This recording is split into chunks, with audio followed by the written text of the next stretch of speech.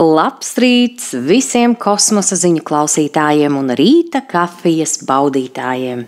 Šodien, 25. jūnijā, gan mēnesis, gan saulīte ir satikušies mājīgajā Vēža zīmē.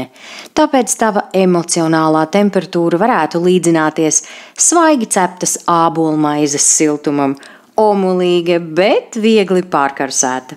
Tas nozīmē arī to, ka šodien ir jaunmēnesis.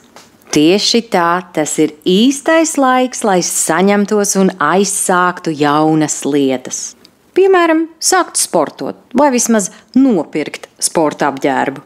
Un varbūt tieši šodien tu beidzot pieņemsi lēmumu sakārtot to skapja plauktu, par kuru domā jau pēdējos 2 gadus.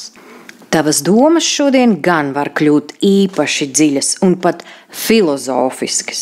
Tāpēc iespējams, ka tu šodien izdomāsi kādu ģeniālu plānu vai vismaz filozofiski sapratīsi, kāpēc dzīvē viss ir savādāk.